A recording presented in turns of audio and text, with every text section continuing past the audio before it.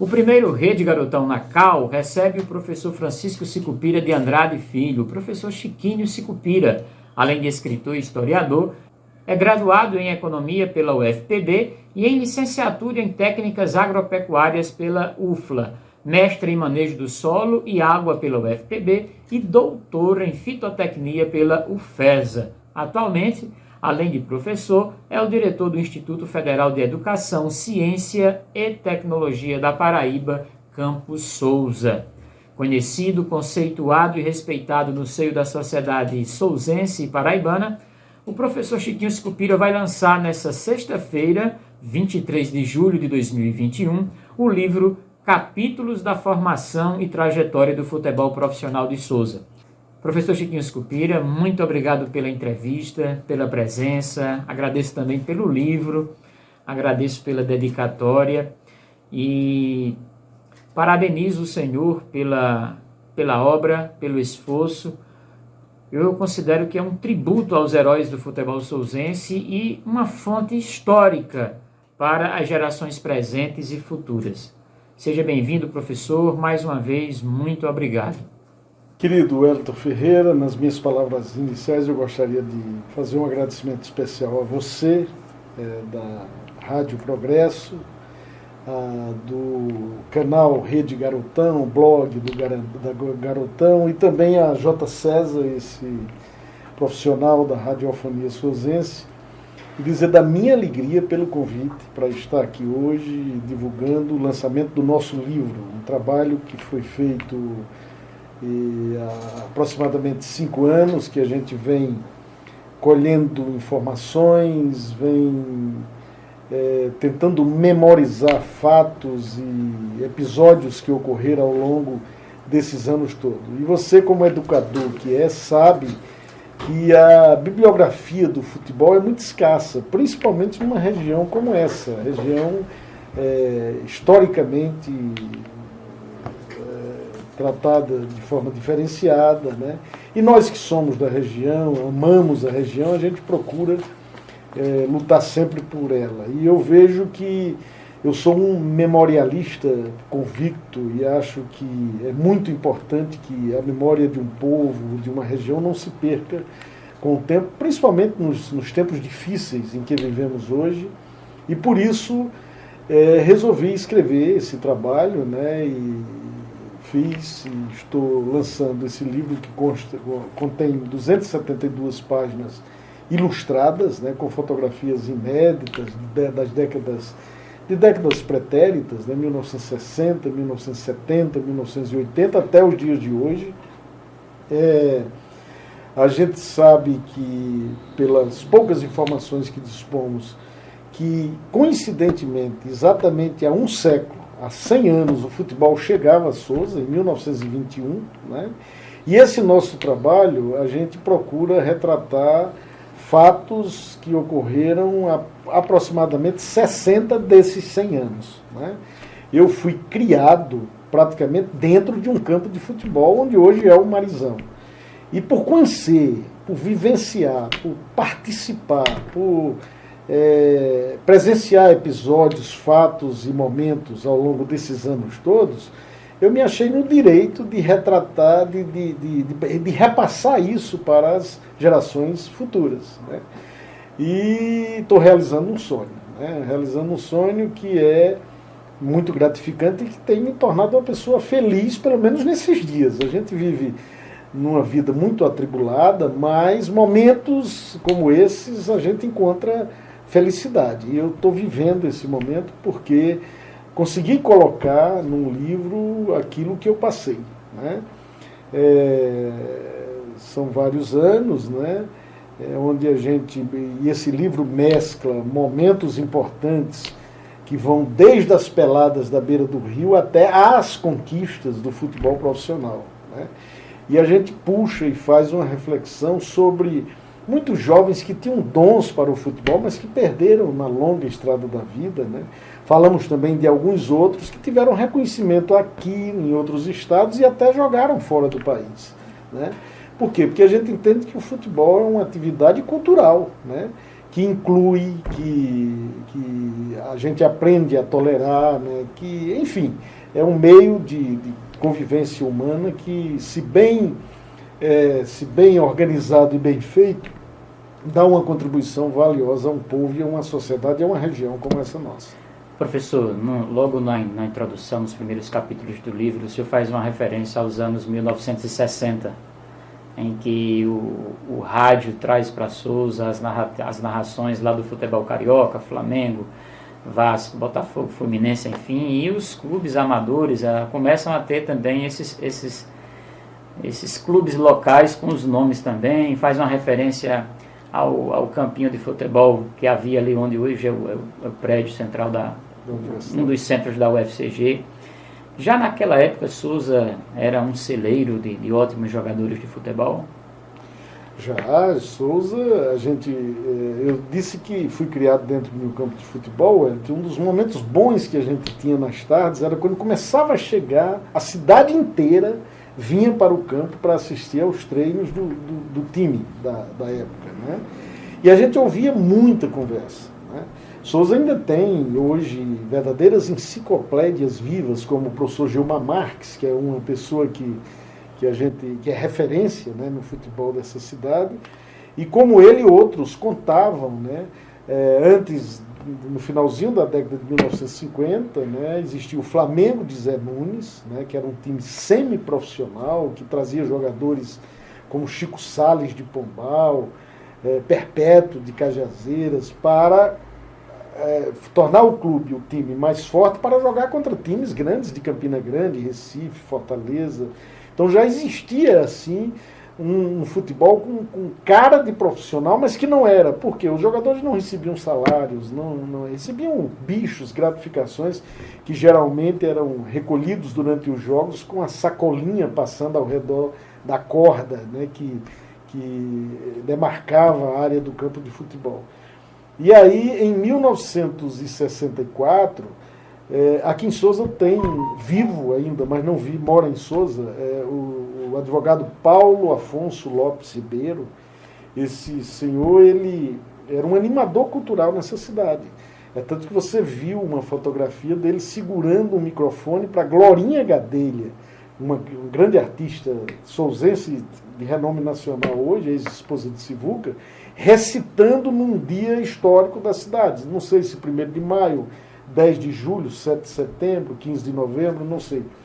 Mas Paulo Afonso, ele era um jovem estudioso e gostava da comunicação, tinha uma voz muito boa, os professores se admiravam com a sua, né, voz e a facilidade com que se comunicava com outras pessoas, mas ele via também a necessidade, já que gostava de futebol, de se criar um time de futebol que pudesse durar por mais tempo na cidade, né?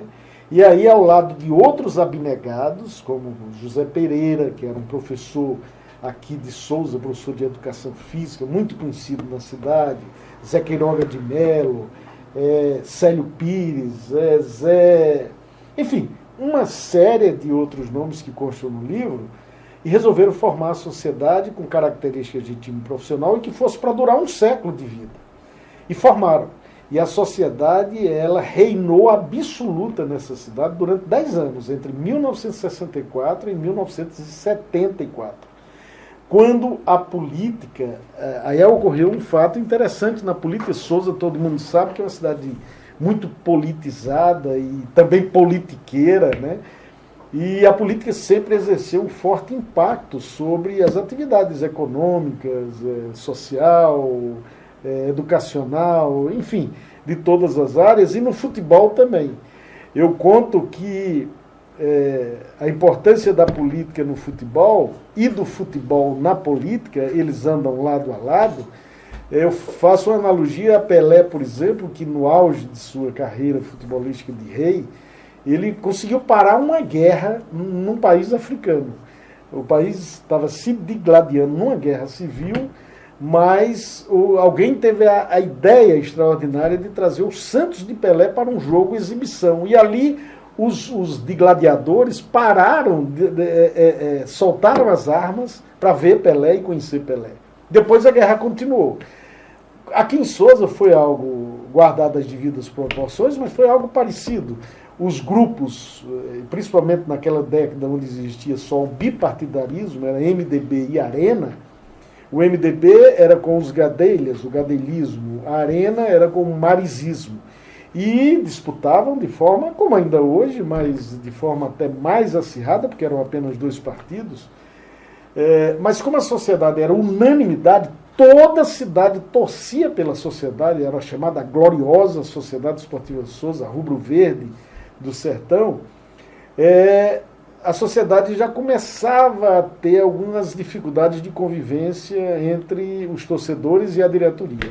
E para completar, numa quarta-feira trágica, a sociedade sofreu uma goleada histórica em Cajazeiras de mais de 5-0, e alguns torcedores influentes, participantes da política nos dois partidos, eles resolveram se unir e criaram um clube chamado Atlético Clube de Sousa para concorrer com a sociedade como é que se diz, a preferência do torcedor. E aí esse time do Atlético, ele conseguiu formar uma diretoria onde o presidente foi Bosco de Zuca, marizista, e o vice-presidente Maximino Pinto Gadelha, MDBista, gadelista. Eles conviveram de forma harmoniosa, graças ao futebol, formaram o Atlético. Aí houve um triangular, três partidas entre Sociedade e Atlético para disputar a taça Tomás Pires, e o que vencesse era o que ia permanecer, porque a cidade não ia ter condições de manter dois times fortes, né? E aí a Sociedade venceu o primeiro jogo por 1-0 e perdeu os dois outros por 1-0. O Atlético ficou no lugar da Sociedade e passou a disputar o Campeonato Paraibano de Profissionais. Portanto, o Atlético Clube de Sousa, em 1975, se tornou o primeiro clube profissional da cidade. Disputou por 3 anos. Edilson, o nosso grande craque, eu ainda não vi outro. Edésio diz que depois de Zico, aliás, Edésio do Bar diz que depois de Edilson, só Zico, né? Então, Edilson foi artilheiro por 2 anos do Campeonato Paraibano de Profissionais, em 1975 e 1976. O Atlético sucumbiu em 77, graças à questão política também, que começou a haver as dificuldades de convivência entre os diferentes dirigentes de partidos diferentes também. Então, Paulo Afonso Ribeiro, depois Simval Gonçalves Ribeiro, aí passamos 15 anos de praticamente uma letargia realmente no futebol de Sousa, o futebol amador, graças a grandes dirigentes como Constantino Roberto, Pedrinho Ferreira, Valmir Ferreira, Chico Maninho, Luiz Quixabeira, salvaram através do futebol, salvaram a cidade com o futebol amador. E aí veio a organização depois da década de 90, até chegar aos dias gloriosos de hoje. O senhor estrutura praticamente a sua obra, esse livro magnífico, considerando o estádio Marizão, que leva o nome do ex-governador de saudosa memória, o Antônio Marques da Silva Mariz, né, Antônio Mariz, popularmente conhecido. E o senhor traça outros 4 pilares nessa estrutura do futebol, exatamente o Paulo Afonso Lopes Ribeiro, a que o senhor já fez referências, o Simval Gonçalves Ribeiro, Valdécio Oliveira e o Francisco Aldeone Abrantes, presidente atual do Sousa Esporte Clube. Eu tenho aqui questionamentos para cada um desses pilares, mas assim, na sua cabeça de pesquisador, de historiador, essas 4 personalidades, elas de fato fazem um recorte desses 60 anos, dos 100 da história do futebol sousense? É uma pergunta bem profunda, assim, né? Eu acho que pelo menos dos 60, né? Eu não posso, assim, falar dos 40 anteriores, que eu acho que tiveram homens importantes. A obra de Julieta, da escritora Julieta Gadelha, ela faz menção ao futebol anterior a essa data de 1960. Então, eu, em consideração e em respeito a abnegados, independente da época e cada um a seu modo, eu acho que essas pessoas deram extraordinária colaboração, contribuição, e infelizmente eu não pude retratar no livro, porque eu tentei mostrar mais ou menos o que vivenciei, né? Procurei puxar de 1960, ainda faço menção ao Flamengo de Zé Nunes, né? Mas, por exemplo, o sogro de Aldeone Abrantes, Dr. José Gadelha, ele foi um atleta profissional do Botafogo de João Pessoa, né? Mas eu, por não ter vivenciado essa época, eu preferi não me atrever e achar que o que está escrito na obra de Julieta ela é o que retrata uma realidade, né? Agora, falando desses 4 nomes, eu inclusive recebi algumas reclamações de alguns souzenses fora daqui. Quando a gente bota esses 4 nomes, aí as pessoas começam a cobrar o nome de outros. E eu respondo da seguinte forma: eu procurei fazer uma analogia à estrutura do futebol profissional de Souza, a construção de um edifício. Onde, se na construção de um edifício você precisa de colunas, 4 ou mais, essa edificação do futebol profissional de Souza, eu considero que foram importantes esses 4 pilares, 4 colunas, que eu considerei esses 4 homens. Mas o senhor teve um papel também nessa Teve como coadjuvante. E aí onde entram os outros que as pessoas cobram como coadjuvantes de cada um desses pilares. Por exemplo, Zé Pereira da Costa, José Queiroga, quem mais? Chico Cardoso, foram coadjuvantes de Paulo Afonso. Chico Maninho, para vir mais para uma atual, foi um grande coadjuvante de Aldeone Abrantes nesses 30 anos de Aldeone, nesses 29 anos de Aldeone à frente do Souza, né? Aí eu me sinto um coadjuvante no período de Valdécio Oliveira, né? E também fiz incursões também em outras áreas, mas principalmente no período de Valdécio Oliveira, porque eu participei ativamente da reorganização do futebol amador. E aí você constata no livro que Valdécio foi uma coluna extraordinária, porque ele conseguiu, como presidente da Liga Souzense de Futebol, reorganizar o futebol amador e colocar Souza no futebol profissional. E tem importância, por exemplo, para a construção do Marizão, né? Inclusive uma foto, né, com o ex-prefeito João Estrela, Péricles Neves, isso, que era o presidente da Câmara Municipal de Souza, né? Então, por isso que eu fiz essa analogia. Simval Gonçalves recebeu como coadjuvante ajudas de um Severino Calixto, que era um souzense trabalhador, e Oswaldo Oliveira, que foi gerente das Casas Oliveiras, uma casa de tecidos que tinha muito grande aqui na rua Coronel José Vicente. Então, cada uma dessa coluna teve a capacidade de mobilizar pessoas que se tornaram coadjuvantes e trabalharam muito.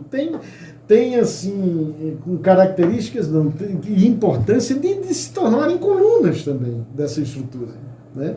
Mas a gente, para criar uma história, né, a gente faz algumas analogias e, infelizmente, não pode colocar todos, mas pelo menos eu procurei citar e sei que muitos vão sentir falta de muitos nomes. Mas a memória da gente, a gente não consegue lembrar todo mundo, né? E fica assim, às vezes, até triste, chateado, porque deixa de reconhecer o trabalho de muitas pessoas. Professor Chiquinho, o senhor já falou do trabalho do Paulo Afonso Lopes Ribeiro, já citou aqui em alguns momentos dessa nossa entrevista. E ele teve um papel preponderante nesse início do futebol. Inclusive, eu fiquei encantado com... O senhor traz um dado das difusoras da cidade, o professor Dr. Ailson Matos e outros comunicadores diziam assim: na cidade que não tem estádio são X horas. Era uma mobilização de fato da cidade. Fazia, na época, né? Porque Souza não tinha estádio, era o acanhadíssimo estádio Nelson Meira, que era Nelson Meira foi um grande homem de Souza, dono de vários terrenos, de residências e tal, e ele doou aquele terreno, que era dele, para se transformar num campo de futebol. E daí ganhou o nome Estádio Nelson Meira. Mas era em pequenas dimensões, mas era ali onde a sociedade, o Flamengo de Zé Nunes e a sociedade depois, onde jogou até 1964, 65. E aí os serviços de alto-falante, Souza não tinha emissora de rádio, né? Veio ter o socorro das difusoras de rádio de Cajazeiras, né? Principalmente a difusora Rádio Cajazeiras e depois a Rádio Alto Piranhas. E Paulo Afonso, ele tinha um poder de se integrar, né? Sempre houve essa rivalidade histórica, principalmente no futebol, entre Sociedade e Souza e Cajazeiras, mas Paulo tinha uma capacidade de evitar essa fronteira separação, eu até faço menção a isso, e sim a fronteira cooperação, que eu acho que é mais inteligente, embora no futebol eu concorde, e vocês fazem um trabalho bom isso, porque chama o público, gera uma disputa e isso ajuda na sobrevivência dos times, né, dos clubes, tanto de Souza como de Cajazeiras, mas Paulo teve essa capacidade e ele criava, né, essas provocações à classe política, né? Sempre que ia ter a leitura de um artigo de Zu Silva, que era uma crônica que sempre era levada ao ar nas difusoras que eram localizadas em pontos estratégicos da cidade, antes de apresentar o Zu Silva, existia um locutor que dizia, na cidade em que não tem campo de futebol, então nós colocamos em letras garrafais, né?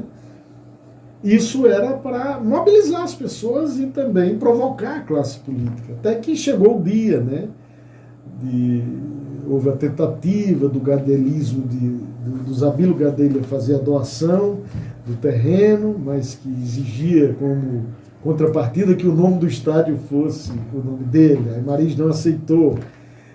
O município não tinha e conseguiu, através do governo do estado, com a intervenção de um ex-deputado chamado Romeu Gonçalves de Abrantes, tio de Zé Alain, conseguiu aquele terreno em torno de 2,2 hectares, e ali mudou um bairro, né? Porque na mesma época chegou o estádio, o colégio estadual e o grupo escolar professor Vigílio Pinto. Tanto que eu já tenho um livro pronto chamado Memória de um Menino de Ponta de Rua, que eu conto toda a história ali do bairro das Areias e tento evitar o futebol, porque eu já está aí nesse que vai ser lançado amanhã. E aí eu conto a participação desses 3 instrumentos de educação que eu acho, que é o colégio estadual, o campo de futebol e o grupo Vigílio Pinto na vida das pessoas daquele bairro. E o papel do ex-prefeito Simval Gonçalves Ribeiro? O que dizer de suas contribuições à gloriosa sociedade? Simval não era político à época, ele era um grande comerciante aqui da Silva Maris. Né? Agora, era ligado politicamente ao grupo, inclusive do grupo marizista. Né?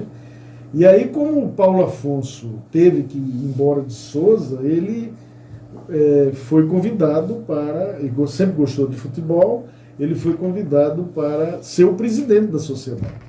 E Simval era muito enérgico, muito disciplinador e muito organizado. Trazia as características de grande comerciante que foi, trouxe para a Sociedade Esportiva Souza. Então ele conseguiu imprimir ali a sua forma de trabalhar. Né? Então era muito respeitado pelos dirigentes que eu acompanhava e também pelos atletas. Agora, sofria críticas, porque em virtude do futebol não ser profissional, os jogadores eles passaram a exigir, né, dinheiro. Né? E eram jogadores que tinham que trabalhar. Por exemplo, Pelim, que foi o eterno capitão da sociedade, teve que conviver com o trabalho, inicialmente na empresa de água e luz do município, e depois a Saelpa, que foi passada para o Estado. Ele tinha que trabalhar e jogar bola. Os outros também. Edilson, um extraordinário ídolo da torcida souzense, conseguiram para ele ser o vigia do estádio Antônio Marins. Ele e Botijinha, que era uma dupla que eu faço analogia Pelé e Coutinho, eles dois. Zamba, que já era de uma família que deu mais oportunidades para estudar, foi para a França através de uma influência de um amigo.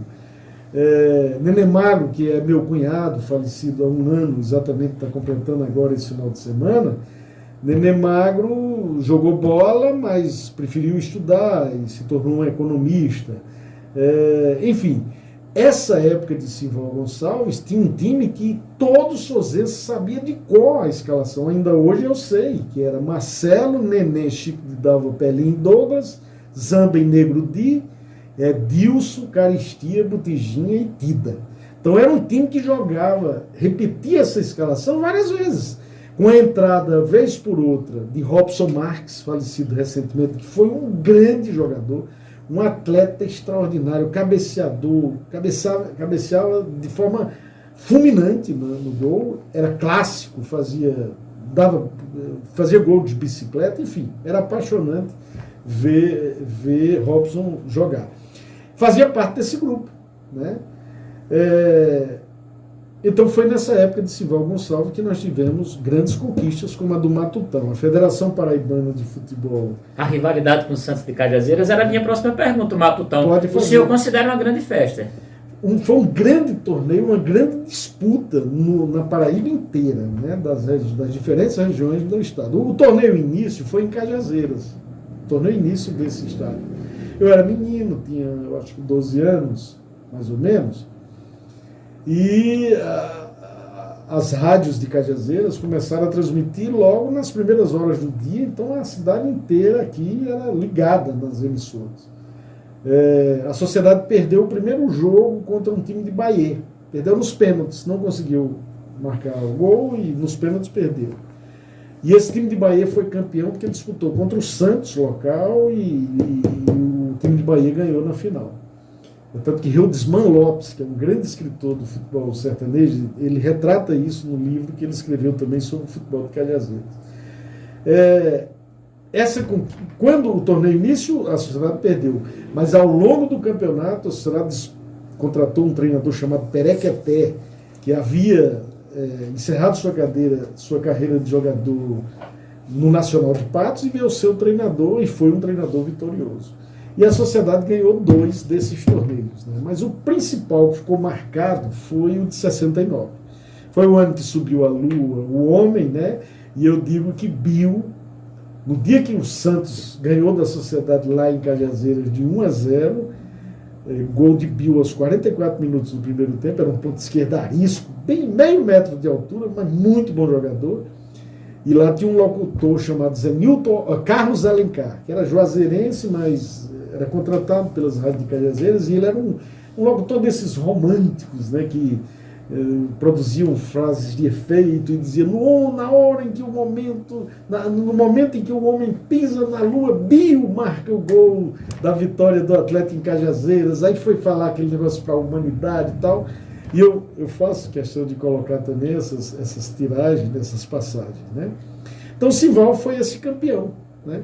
Mas aí você sabe, né? Depois passa a se desgastar a convivência, o futebol vai crescendo, as pessoas vão, o tempo vai passando e houve esse desgaste até a formação do Atlético, que é até mais ou menos parecido com o que houve com a Sociedade e o Souza 20 anos depois, em 94. Né? O senhor traz um resgate, um documento histórico espetacular, que é uma foto de setembro de 1973, Garrincha e Zamba.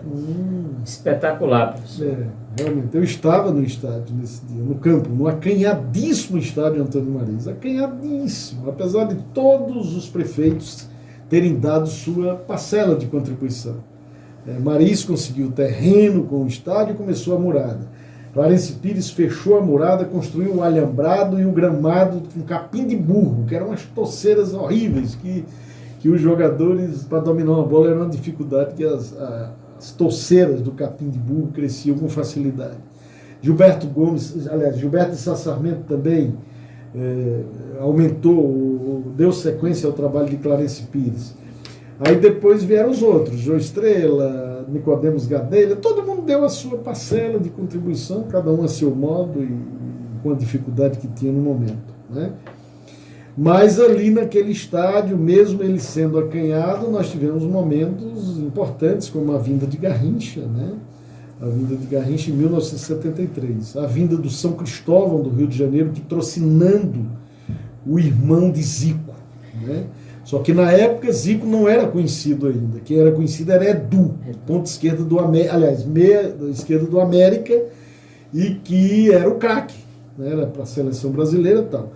E existia comentários de que o Flamengo estava produzindo um jogador de laboratório chamado Zico. Ele era muito raquítico e estava sendo preparado pelos preparadores físicos, com alimentação balanceada, por isso que a imprensa botou o nome de jogador de laboratório. E Nando foi um ponto esquerda que veio acompanhando o São Cristóvão, que foi um presente que a Federação Paraibana deu à Sociedade, que foi campeã do Matutão, de 69, e ao Santos, que foi vice-campeão.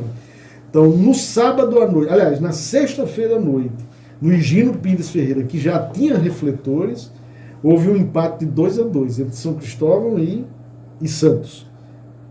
E no domingo, houve outro empate de 0-0. Eu lembro que o goleiro do São Cristóvão era um moreno muito forte, chamado Jurandir. Ele saiu todo sujo de campo porque ele teve que se desdobrar para defender os muitos ataques da Sociedade, que era um time realmente muito bom. Mas saiu 0-0 o jogo.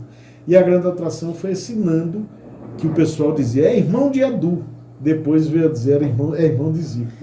Me recordo dessa página. Eu vou dizer aqui alguns nomes, mas o senhor trouxe de cabeça a escalação da Sociedade, mas eu vi que no livro o senhor traz uma seção, uma foto para cada um desses jogadores da nossa história. Certo. Edilson, Pelim, Zamba, Nenê Magro, Botija, Chico de Dalva, Nego Di, Robson Marques, Caristia, Marcelo, entre outros tantos, né, professor? Esses foram os principais, eram os titulares. Aí depois tem um quadro com algumas revelações, né? Porque naquele tempo não existia, eles chamavam de segundo quadro, né? Não era, por exemplo, o Souzinha hoje é o time juvenil, né? Naquela época dizia o segundo quadro, e não existia estrutura para um segundo quadro. As revelações, elas surgiam treinando, e aí demonstrava algum dom com o futebol e terminava crescendo. E aí tem Zé Holanda, que foi um grande lateral direito, né? De Souza mora em Itabira hoje, em Pernambuco, ainda é vivo. Zé Nildo, que é lá da Rua das Areias, São Severino, filho de Dona Maria Alice, uma viúva extraordinária, uma pessoa muito boa. Toninho, que é ali do alto do Cruzeiro, eu nunca mais vi Toninho, mas acho que ainda está aqui.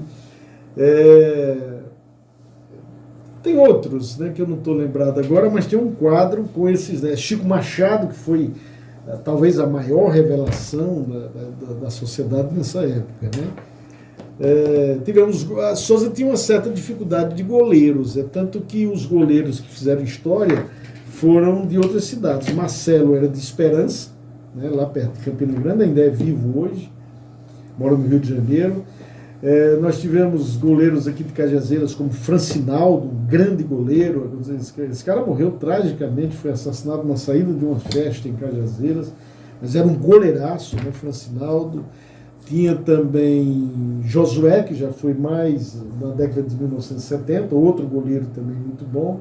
Enfim, a sociedade não revelava, trazia de outras cidades, como Bobô, do Rio Grande do Norte, né?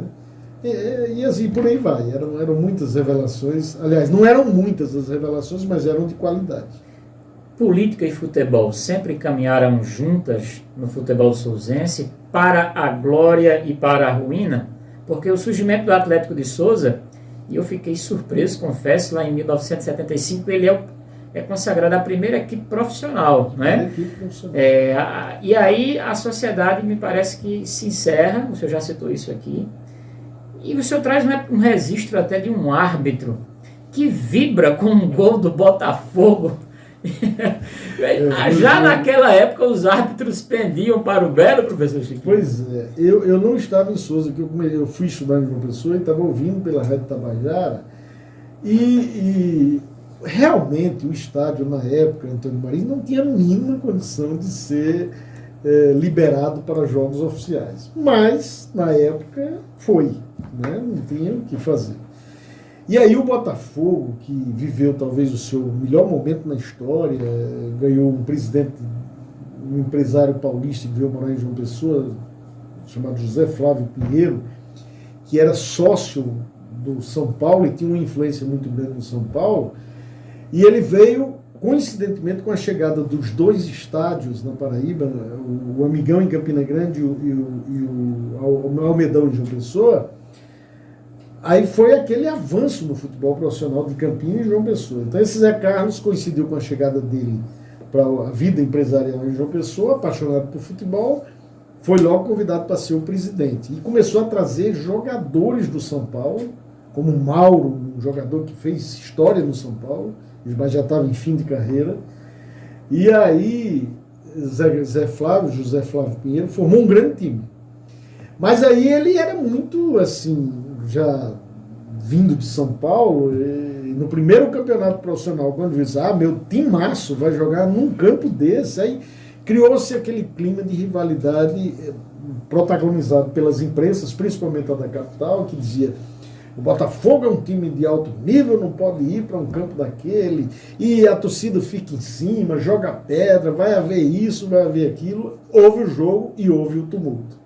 Houve tudo que foi dito, previsto antes, aconteceu. Né? E o que ocorre? O Souza começou ganhando, o Botafogo virou, e os torcedores dizem que o juiz vibrou. Pode ser que não tenha sido verdade. Você sabe, um juiz, quando ele marca apita um gol, um fim do jogo, tem uns que fazem um verdadeiro... se transforma num verdadeiro ator de teatro, porque, né? Talvez tenha sido isso. Só que essa matéria eu colhi no Jornal da Paraíba da época. Então é um assunto que foi ventilado pela imprensa oficial do Estado, pela grande imprensa, pela grande mídia, né? Mas faz parte hoje do folclore do futebol, né? O senhor foi treinador por 5 jogos. Eu não gostaria que o senhor falasse agora lá na frente, quando o senhor substitui o presidente Aldeone. Eu gostaria que o senhor falasse, há um momento que o senhor dizia, fui treinador por 5 jogos. Eu acredito que na época do Valdécio. Foi, do primeiro ano do Souza, em 92, porque o primeiro treinador do Souza foi Zé Lima. Aldeone, ele foi o treinador do acesso, que era a seleção da Liga Souzense de Futebol. Não tinha o nome de Souza, isso em 91. Só que em 92 foi a eleição municipal em Souza, e Aldeone concorria mais uma vez a uma vaga na Câmara de Vereadores. Então ele não pôde continuar sendo treinador do Souza. Então o Souza, já com o nome Souza, né, contratou Zé Lima, o treinador mais vitorioso até hoje da Paraíba. Né? Tinha sido treinador do Campinense, 13, e dono de muitos títulos. Um senhor extraordinário. Hoje deve estar beirando os 80 anos, e deve estar lúcido, se Deus quiser, porque é um grande homem. Zé Lima, ele não conseguiu ir até o final do campeonato, porque faltou dinheiro no Souza, e nem o Souza era mais rebaixado, nem podia chegar mais na frente. Aí Valdez disse: olha, nós não temos mais condições de manter Zé Lima, ele é uma pessoa boa, a gente vai ter que dispensá-lo. E amigavelmente ocorreu. Aí Valdez disse: olha, você vai ser treinador durante esses 5 jogos, quando Aldeone terminar a eleição dele, e terminou e foi vitorioso, aí você entrega. E aí eu fui treinador desses jogos. Estreiei contra o Guarabira aqui no Paulão, num jogo que não tinha nenhum torcedor no estádio, que coincidiu com uma passeata que o então candidato Mauro Abrantes Sobrinho fez aqui na tarde de domingo, e até a diretoria do Souza veio para essa passeata, né? Valdez e companhia. Eu sei que eu fiquei lá, achei bom, porque eu disse: bem, eu estou com medo de uma derrota e ninguém vê. Né? Mas aí a gente venceu esse jogo, acho que 2-0, foi 2-1. Foi o primeiro, foi minha estreia. Deu tudo bem. Na quarta-feira a gente viajou para João Pessoa para jogar contra o Nacional de Cabedelo. Foi nesse dia, não tinha celular, a comunicação era difícil. Foi nesse dia que houve outra passeata, parece, de encerramento dos 2 partidos políticos aqui. E parece que a passeata de Marizinho passou aqui nessa rua, em frente ao fórum onde hoje é a Câmara Municipal. E o juiz prendeu todos os políticos. Prendeu todo mundo, de doutor Péricles Neves a Marizinho, o candidato, Antônio Mariz, estava todo mundo preso. Um juiz chamado Antônio Luiz, eu ainda lembro disso. E a gente jogando lá em João Pessoa contra o Nacional de Cabedelo. Vencemos esse jogo, parece 4-1. Aí passou o domingo da eleição, jogamos aqui contra a Nacional de Patos, perdemos de 1-0, contra o Sport de Patos perdemos de 2-2, e numa quarta-feira eu encerrei contra o Campinense 1-1. No domingo seguinte, Aldeone já eleito, Marizinho também eleito, Aldeone assume pela primeira vez o Souza lá em Cajazeiras, num clássico contra o Atlético, que perdeu de 1-0. Mas no jogo de volta ele recuperou e ganhou aqui. Então são fatos que a gente está resgatando, né? Essa formação do Souza, eu gostaria que o senhor traçasse, eu vou abrir aspas aqui para... Eu fiz questão de grifar e trazer entre aspas uma fala do senhor numa reunião em que sugeriram o nome do Dr. Walter Cesarino, que o senhor até diz uma conduta ilibada, etc., muito querido, e que era membro da diretoria. E o senhor, abre aspas, sem me revoltar, vi passar um filme na minha cabeça e, demonstrando perplexidade com o que estava presenciando, comecei a me perguntar, será que tudo que foi feito foi em vão? Não, não pode ser. Fecha aspas. E aí o senhor conversa com o Valdécio, né? Olha, tá no momento presidente, etc. E o comando do Souza é passado ao presidente Aldeone, que está aí numa caminhada vitoriosa até hoje. A formação do Souza, professor Chiquinho, tem como o senhor expressar para a gente, dizer como foi de fato? Então, eu vou voltar um pouquinho a 89, quando o Valdécio assume a presidência da Liga Souzense de Futebol e eu passei a ser o diretor de futebol, diretor técnico da Liga. Nós organizamos o campeonato amador. Foram 3 anos, 89, 90 e 91, de disputas de campeonato muito organizadas, modéstia à parte. Graças à força da presidência da Liga, do nosso conhecimento sobre futebol e da colaboração, principalmente dos dirigentes amadores. E aí eu cito muitos, o Valmir Ferreira, Constantino Roberto, Pedrinho Ferreira, Zé Crescêncio, enfim, Mossoró, Chico dos Ovos, Mossoró, Seu Bento, tinha times de Aparecida também, enfim, são vários os dirigentes que a gente procurou. E aí, Valdécio tinha um sonho, ele disse isso no dia da posse dele na Liga. Ele disse, olha, a minha intenção é lutar para que aqui a gente volte a ter um time profissional. Que desde 77, quando o Atlético deixou, passou a ser só futebol amador. E aí Valdécio passou a nutrir esse sonho, tinha uma boa influência com a ex-presidente da Federação Paraibana, a doutora Rosilene Gomes, né? E o último campeonato em que o Independente de Aldeone Abrantes e Valmir Ferreira ganhou todos 3, disputou o de 89 com o Boa Vista, ganhou nos pênaltis, disputou o de 91 com o Séries de São Gonçalo e ganhou, e disputou em 92 com o Náutico de Chico dos Ovos e ganhou. Era um timaço, assim, ganhou tudo que tinha aqui no futebol amador. Valdécio conseguiu, com a presidente da federação, a vaga para a seleção da Liga Souzense de Futebol Amador disputar o torneio Integração de 91, que daria vaga, acesso ao time vencedor para o Campeonato Paraibano de 92. E aí eu lembro que esse campeonato ele começou em meados de 91 e só terminou em maio de 92. E o profissional da Paraíba de 92 começou logo em junho, logo em seguida.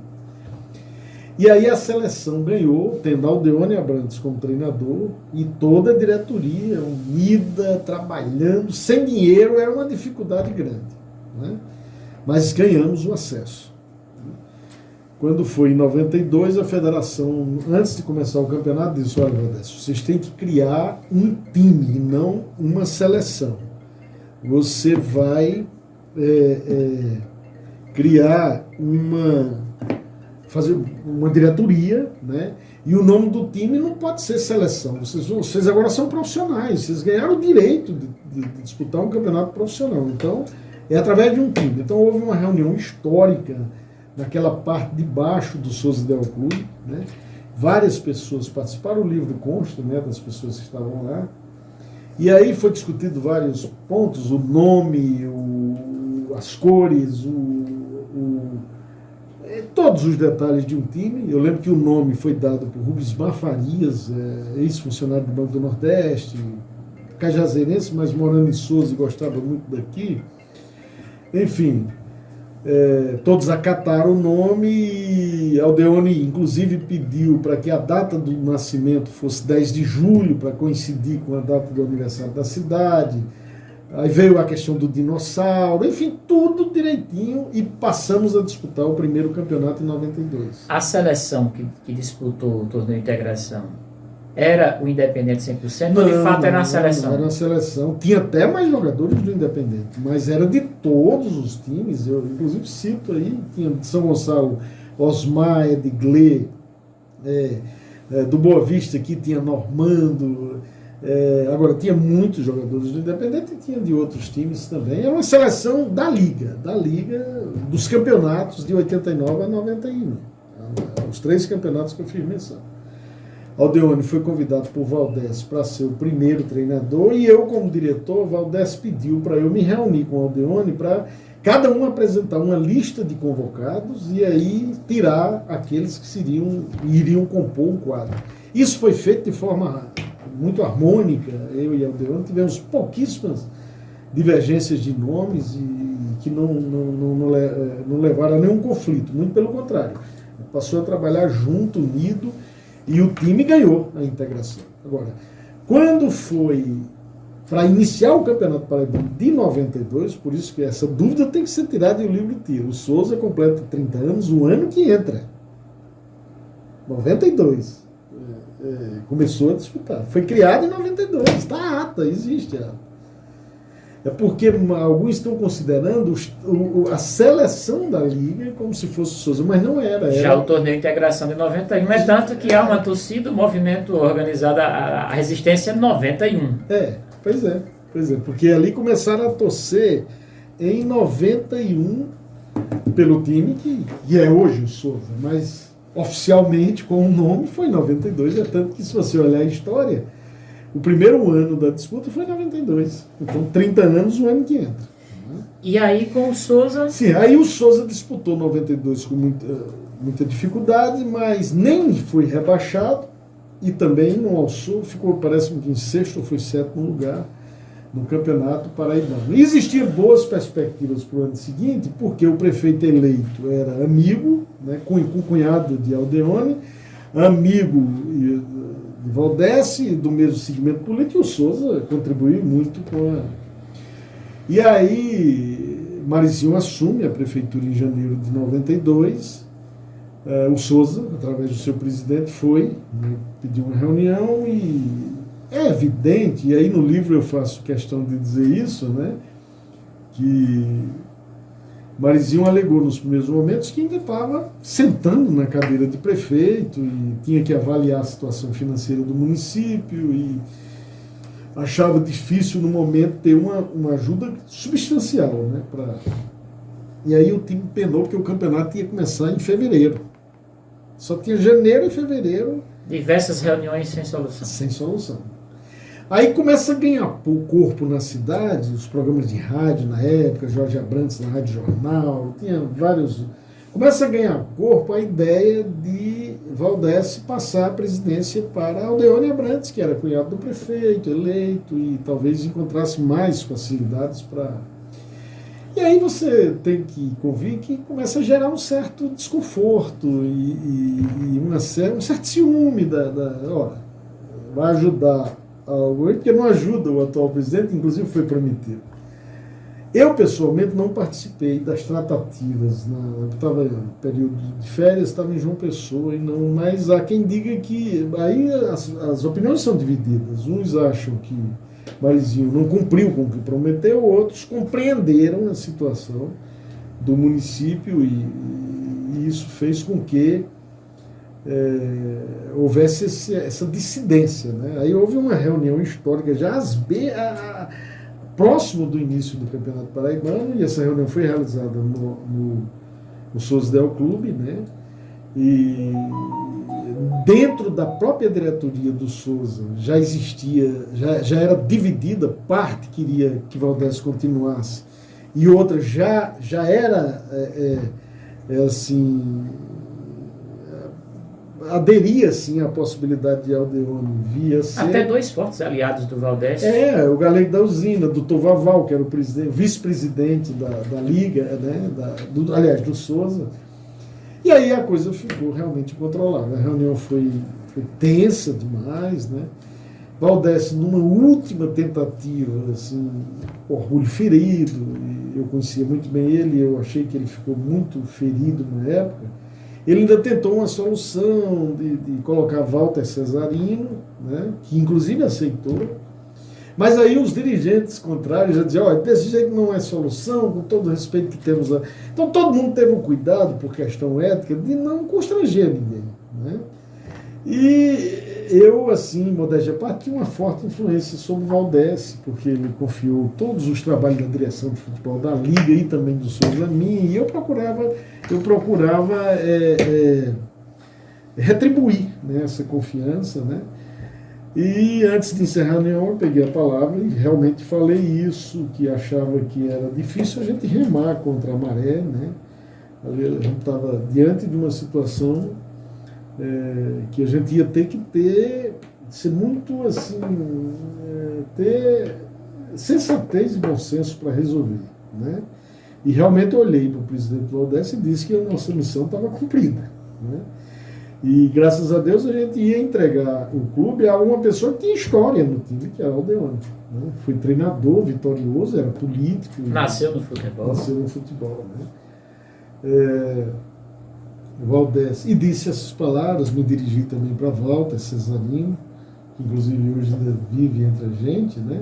Valdés que faleceu alguns anos atrás. Então foram momentos assim dramáticos. E eu fiz essa reflexão porque eu realmente acho que esse trabalho feito de 89 para cá foi um trabalho importante que não poderia se... né? Mas na vida a gente não pode achar que aquilo que a gente pensa é o que vai acontecer, né? Eu acho até que o Aldeone é o grande responsável por essas conquistas, né, todas do Souza, né? É possível que Valdés viesse a também conquistar, né? Agora, se não tivesse apoio, era difícil ele conseguir. E aí depois abriu-se uma dissidência, Valdés foi estimulado a criar a sociedade, porque coincidentemente no ano de 93, quando o Aldeone assumiu, o Souza perdeu as 8 primeiras partidas do Campeonato Paraibano. Inclusive a 8ª foi uma goleada horrível em Campina Grande, por 8-0 contra o 13. E aí aqueles torcedores da sociedade começaram a estimular Valdés a fazer a sociedade voltar. É aí, com a volta da sociedade com o Valdés, que tem a rivalidade Souza e Sociedade. Porque até então era a Sociedade Amadora, depois Atlético de Souza e depois é que veio o Souza. É por isso que é muito parecido com o que ocorreu 20 anos antes entre Atlético e Sociedade. Sim. Da época, né? A Sociedade dessa época seria o Souza e o Atlético seria a Sociedade da E aí o Valdés traz a Sociedade de volta. A Valdés botou na segunda divisão e venceu a segunda, ficou em segundo lugar na segunda divisão. E 94 foi um campeonato histórico, onde o primeiro jogo ocorreu, a Sociedade venceu, já no Campeonato Paraibano, por 1-0, gol de Vivi, depois de um passe de Wilton Moreno, que era de Cajazeiras, e eu relato isso no livro. Mas depois a Sociedade não venceu mais. O Atlético atropelou, aliás, o Souza atropelou a Sociedade, e você pode ver que no final do livro tem uma estatística de todos os jogos, né? Eu acho que é interessante até para o radialismo, porque é até 2020, né? Não está computado aí nada de 2021, mas a partir daí já se pode ter noção. O senhor falou agora em radialismo, em radialistas, e o senhor traz eu até agradeço, traz uma referência a todos os radialistas esportivos de Souza, etc. Eu agradeço a menção lá do meu nome. Mas o senhor traz ali várias histórias do icônico Chico de Joel, que é avô de Jorge Gadrian, que hoje é o diretor comercial da Rádio Progresso, o Gadrian, repórter, narrador, etc.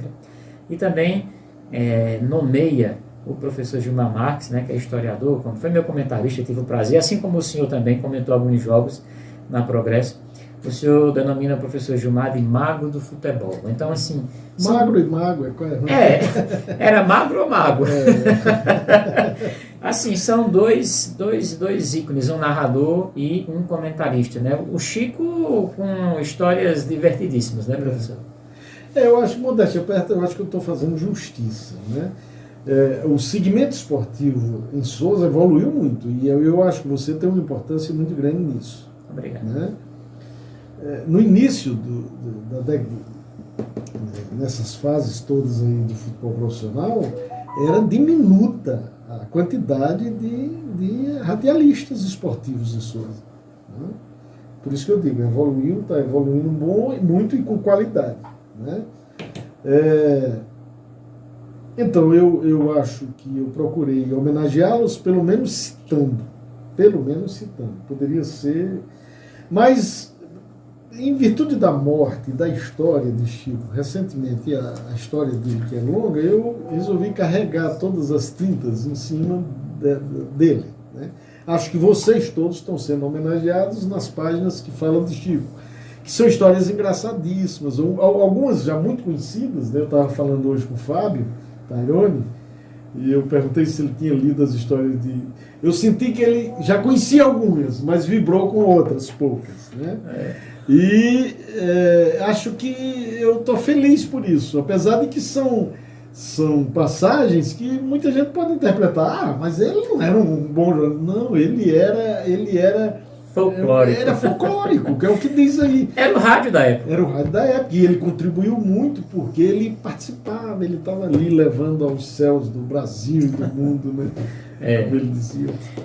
O Chico, nós fomos cobrir um 13 Fluminense no Amigão, e Chico foi conosco, né? Na época o Dr. João vai fazer parte da nossa equipe, Murilo Som foi conosco, que é o pai de Jorge Gadrian, e de repente Chico Joel sumiu. Cadê Chico de Joel? Daí a alguns minutos vem Chico na companhia da atual presidente, então, ou melhor, da presidente da federação à época, doutora Rosinete Gomes. E Chico, ficamos preocupados, Chico se perdeu, mas não, né? Estava lá já. Chico era assim, fantástico. E deu apoio a muita gente, ele interagia muito com o público. Né? Eu conto até uma história de um torcedor de Catolé do Rocha, que ele entrevista o cara em pleno jogo. Você é de Catolé do Rocha? O cara diz, você é de onde? Aí ele diz, Catolé do Rocha é a terra do cantor Zé Ramalho. Aí começa uma história bem engraçada com ele. No final do livro... Inclusive, Jota tem uma participação nisso aqui, nesse acervo dele. Tem. No final do livro, o senhor faz uma menção ao Nildo, né, ex-atleta do Souza, presidente da associação CRA. A relação do Nildo com o atacante Tiquinho Soares, esteve recentemente no futebol europeu. E o senhor também diz que o futebol amador souzense é uma peça importante nessa engrenagem para o futebol profissional, não só no quesito atletas, mas também arbitragem. Citar o Nildo, reconhecer o trabalho do Nildo é um presságio para novas oportunidades, novas safras de dirigentes, de formação de atletas, já que o Nildo trabalha muito mais nesse segmento de formação? Eu tive uma certa dificuldade para o final do livro, né? Mas encontrei numa entrevista com Zominho Borges, né? Que ele é um funcionário público aqui, mas ele nos últimos anos tem se transformado num olheiro de futebol. E ele, num comentário que eu tive com ele, aliás, no encontro que eu tive com ele fez menção ao futebol do passado, faz registros de Edilson, de Inha, elogia muito Gilmar Marques e faz uma crítica aos dias de hoje, à juventude de hoje, que não gosta de ouvir, que com facilidade se perde, né, na prostituição, na marginalidade. E ele faz menção de que a gente tem carência também de escolinhas para formação. Eu acho que a gente sempre teve, né? Pelim, numa visita que eu fiz a ele dizia que sentia falta na época da sociedade de uma escolinha para formar atletas. É tanto que o quadro que eu tenho de revelações é um quadro com pouquíssimas revelações. A sociedade foi campeã do Matutão, revelando só Irã, Holanda, Zenildo, Sebastião do Coco de São Gonçalo, Tião do Coco. Somente esses quatro. Chico Machado veio depois. Pois bem, então esse comentário de Zominho, ele... E outro comentário que o professor Gilmar Marques fez do futebol brasileiro hoje, que tenta, se descaracteriza, porque tenta imitar escolas europeias, e o jogador hoje não treina, o campo de futebol é dividido em pequenos espaços para troca apenas de um fundamento, e assim mesmo os jogadores erram passes de 1 metro, 2 metros, 3 metros.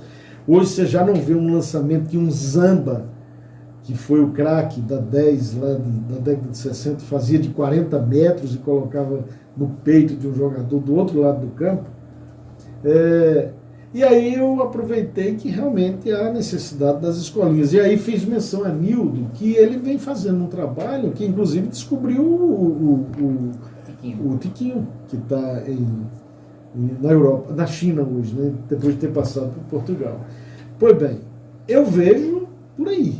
Eu vejo que há necessidade, né, da Liga Souzense de Futebol continuar existindo, formando quadros, tanto para arbitragem. Aí eu cito nomes como Chico Dácio, que foi um grande juiz, que é o pai de Beto Silva, da TV Paraíba, né? Foi um grande árbitro aqui do futebol amador, muito respeitado. Ele até se emocionou, porque foi lá fazer uma matéria, e o pai dele foi também, quando soube que o nome dele constava. Porque minimamente eu procurei homenageá-lo, citando pelo menos o nome. Claro que eu esqueci de outros tantos, e isso é triste, é ruim, mas a gente não pode, né, lembrar de todo mundo toda hora. Então, quadros como... Aí fiz menção a Josival, porque foi o único que conseguiu chegar à Federação Paraibana de Futebol, né, Josival Abrantes. Hoje o Schumacher, o filho do Cícero da Oi. Sim, mas já não é eu não acompanhei, mas isso já é um reflexo, né? Esse Schumacher deve ter visto o campeonato amador, começou aqui. Sim, né? O pai dele era... Eu não fiz menção, porque infelizmente eu não presenciei esse momento dele, e lamento até. Mas, a partir de agora, ele vai ser Sim, vem o volume 2 do livro.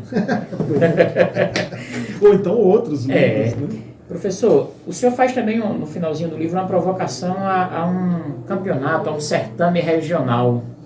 Essa é bom. Eu queria discutir com você há algum tempo, né, com a Crônica Esportiva, e você é uma pessoa que é muito boa. Eu acho que você deve depois reler, inclusive. São poucos parágrafos que eu trato desse assunto, eu procurei sintetizar. O Wellington, o futebol, os campeonatos estaduais da Paraíba, de Pernambuco, Rio Grande do Norte e Ceará, e não vou citar outros, eu vou citar esses mais próximos, eles estão se acabando. O Souza está se sobressaindo agora, porque conseguiu calendário graças ao desempenho no ano passado, mas de 10 times que disputam, 3 disputam campeonatos do calendário nacional. Geralmente, Botafogo, 13 e Campinense.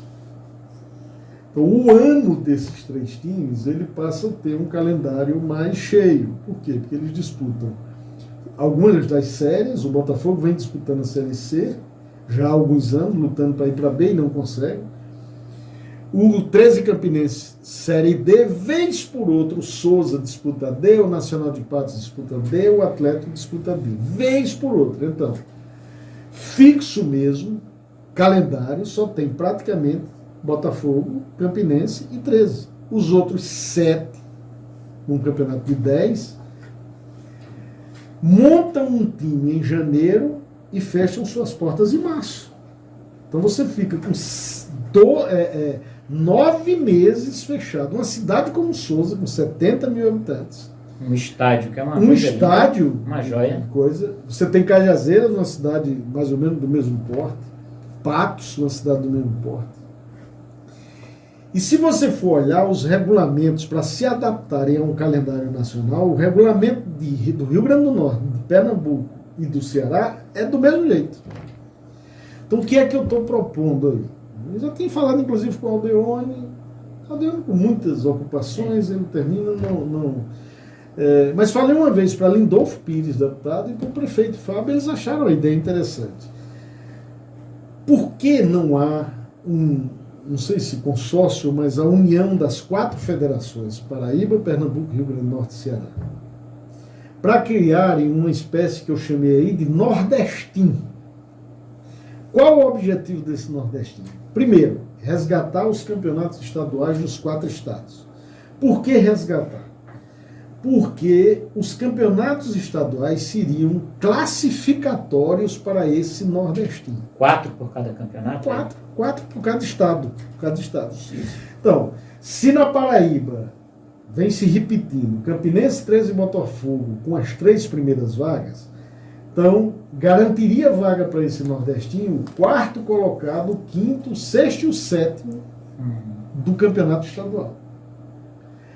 Para se juntar aos mesmos que foram classificados no Rio Grande do Norte, no Ceará e Pernambuco. E aí, ao longo de 6 meses, entre agosto e dezembro, disputar uma Copa nos moldes da Copa do Nordeste. Né? A Copa do Nordeste continuaria existindo. A Copa do Nordeste continuaria existindo, por exemplo. Quem se classificou para a Copa do Nordeste foi o Botafogo vai disputar. Agora, o 13 e o Campinense vão disputar a Série D, então não entraria nesses 4 classificados para esse nordestino. Vamos chutar por aí, que o Campeonato Paraibano desse ano, quem ficou em primeiro lugar foi o Campinense, segundo o Souza, terceiro Botafogo, quarto 13. Esses 4 já estão lá nas disputas do calendário nacional. Agora, quem ficou abaixo desse, no caso, o campeonato desse ano, que só tivemos 8, os 4 seria Atlético, Nacional de Patos, Perilima e o São Paulo Cristal, seriam os classificados da Paraíba para o Nordestino de 2022. Né? E aí pegaria os 4 do Rio Grande do Norte, que vamos supor que fosse Caicó, um time de Mossoró, um time de Açu e tal, no Ceará do mesmo jeito. E aí seria o objetivo o quê? Dar calendário a essas cidades, revelar mais jogadores, né? Porque eles teriam um calendário 6 meses, né? E ainda mais que fosse bancado o translado pela CBF, que é nosso órgão maior e que tem dinheiro. Viu aquela compra daquele jato por aquele absurdo de dinheiro, professor? Então tem que haver provocação. Por exemplo, eu gosto muito da Série D. E já pensou, a gente está assistindo aqui, recebendo Caucaia, o Atlético do Ceará, o ABC e o América. Aí você diz, não, mas e os times que vão disputar todo ano esse nordestino? Não, vai depender da classificação do paraibano. Por isso que o paraibano vai voltar a ter importância. Passaria a ter importância. De 10 clubes, apenas 2 não iam ter calendário. Por quê? Porque, infelizmente, é um calendário que tem que ser. Né? Então você entendeu mais ou menos isso. Fora a integração, a interação que ia ocorrer entre 4 estados. Então as federações ficariam com as arbitragens, a CBF com o translado e hotel, né? Poderia ser até de ônibus mesmo, mas hotéis, né? As prefeituras com a logística prefeitura e estado com a logística militar e das condições dos estádios. Bombeiros, etc. E os times ficariam com renda nesses jogos para sobreviverem e criarem uma condição de sobrevivência. Há condições de cidades do porte de Souza, Patos e Cajazeiras. Patos é uma exceção porque há muito custo. Nacional e Esporte tem procurado sobreviver. Né? O Esporte mais carente, o Nacional se desfez recentemente de um patrimônio, investiu no CT, etc. Há condições de cidades desse esporte no interior terem mais de uma equipe profissional, professor Chiquinho? Era bom ter, né? Mas eu acho difícil. Souza é um exemplo, né? Já tentou, né, ter Souza e Sociedade por alguns anos, só conseguiu durante 3. Cajazeiras, com Paraíba e Atlético, não conseguiu por muitos anos. Patos é porque é histórico, né? Maior. Maior, e Nacional e Esporte já disputam o Paraibano, por exemplo, de décadas, da década de 60, acho que talvez até 50. E é uma cidade maior. Né? Mas a sociedade teria tudo com a rivalidade que existia à época. Pois mas eu acho que o que faltou na época foi isso, né? Dificuldade de estádio e o próprio olhar da federação na época para a interiorização. Né? O Genival Leal de Menezes, que era o presidente da década de 70, com esse matutão ele teve essa ideia de interiorização. Era um senhor velho, parecia aqueles coronéis antigos, mas era muito dado, visitava o interior. Rosilene, com a integração, que era a segunda divisão, também teve essa ideia de interiorização. Agora, a manutenção, eu até acho que uma cidade com 70 mil habitantes pode ter, Sousa pode ter. Agora, futebol é muito caro, futebol é uma atividade difícil, né? E hoje, assim, por exemplo, a sociedade de 1990, ela sofreu uma decepção histórica.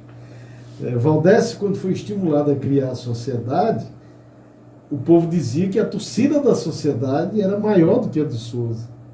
Mas foi um engano, porque o que predominava na época eram os filhos dos torcedores da sociedade, não eram mais os torcedores da sociedade. Muitos haviam morrido, outros tinham ido embora para Sousa, então a diferença foi brutal. E aí foi uma decepção. Porque o pessoal dizia, não, quando voltar a sociedade, esse estádio vai lotar. Foi uma torcida guerreira, brava. Tinha muita gente. Tomava conta daquele lance de arquibancada ali por trás do gol, que dá acesso ao colégio. Só que a do Sousa é muito maior. A do Sousa era muito maior. E o Sousa, desses 29 na conta do senhor, 30 na conta do torcedor, a garotada foi crescendo e hoje nós temos três. Foi vendo o Sousa, né, com vitórias retumbantes, com conquistas inimagináveis. Ganhar o Campeonato Paraibano era algo inimaginável. Professor, nem estava aqui no meu roteiro, mas recentemente teve essa polêmica da seleção brasileira na Copa América aqui no Brasil, um ingrediente político na discussão, etc. Alguns formadores de opinião, lideranças, influenciadores se negando a torcer pela seleção brasileira, etc. Mas nós aqui do interior convivemos com um problema que não foi um episódio assim esporádico, sazonal, que é a questão da admiração do torcedor ainda pelos clubes da Série A do Campeonato Brasileiro. E fica aquela discussão, não, porque vai ter um time da cidade, mas vai torcer por um time de fora, etc. E eu tenho procurado refletir sobre essa questão. O meu rapaz Matheus tem 19 anos, e às vezes eu estou vendo algum jogo de futebol europeu, e outro dia eu estava reclamando de um jogador do Atlético de Madrid, e aí meu filho disse, que envolvimento sentimental é esse com esse time? O senhor torce para ele, por acaso? Passei até o contrário, porque ele, né, tá ele mais jovem. Ele gosta mais do europeu que do eu disse, não, mas você não tem admiração também aí pelo bom, enfim. Como é que o senhor vê essa questão? É possível, no mesmo coração, haver espaço para o Sousa e para o Fluminense do Rio de Janeiro? Eu não sei assim como seria a minha situação se um dia eu visse, eu quase que via isso, eu vi Fluminense e Nacional de Patos, torci pelo Fluminense.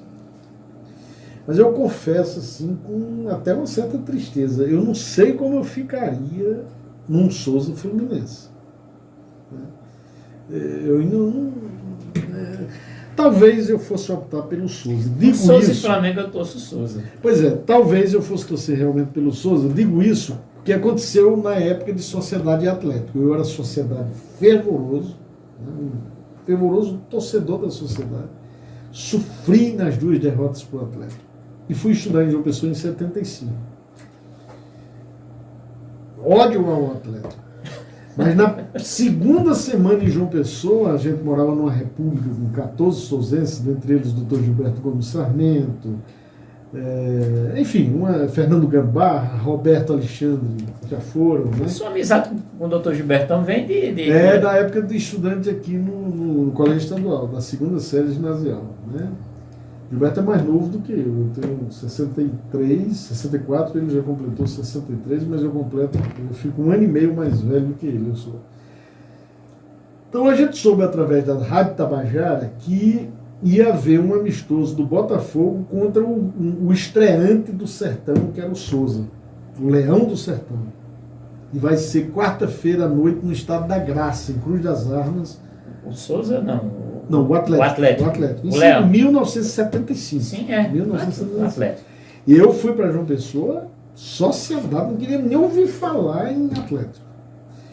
E aí, quando na segunda semana na República, a gente ouviu na Rádio Tabajara que o Botafogo ia disputar um amistoso contra um time do Sertão que ia estrear no Campeonato Paraibano, no caso o Atlético de Sousa.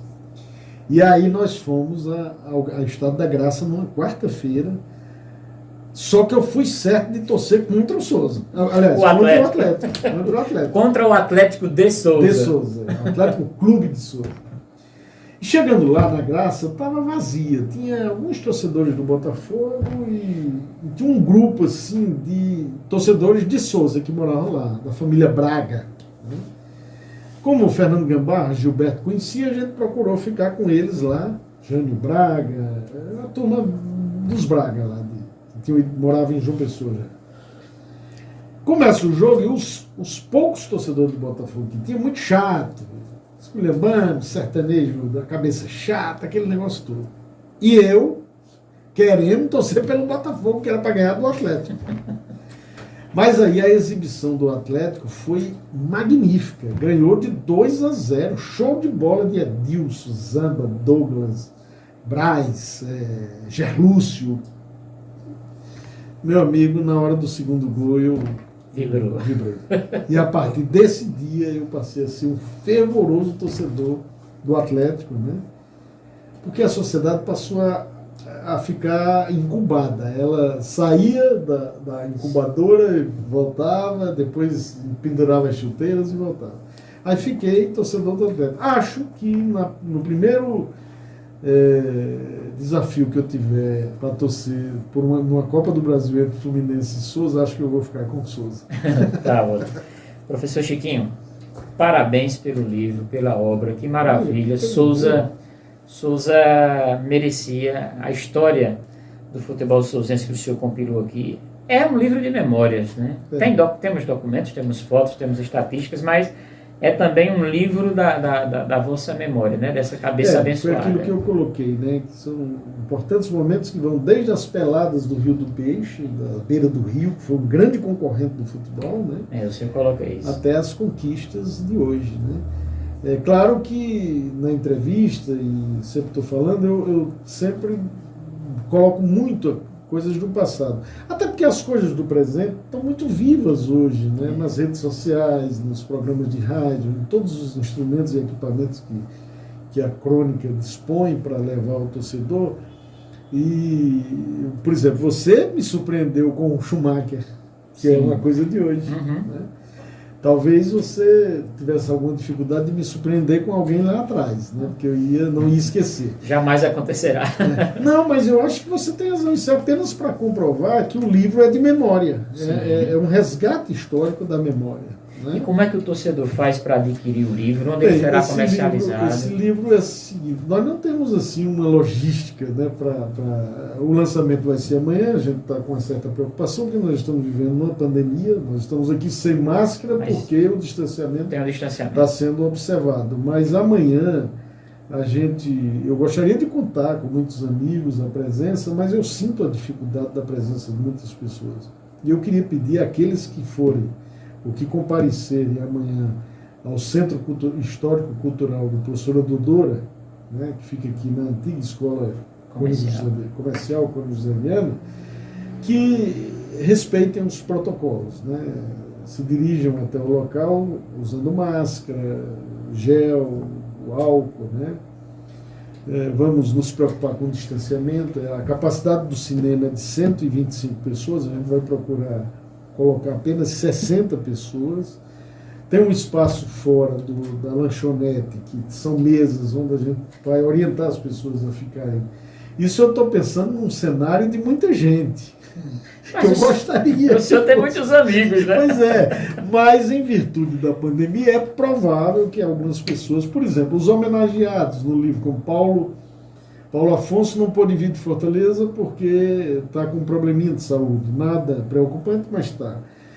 Kátia, filha de Simbal Gonçalves, falou da dificuldade para o pai dela, de Leão, que sofreu uma queda recentemente.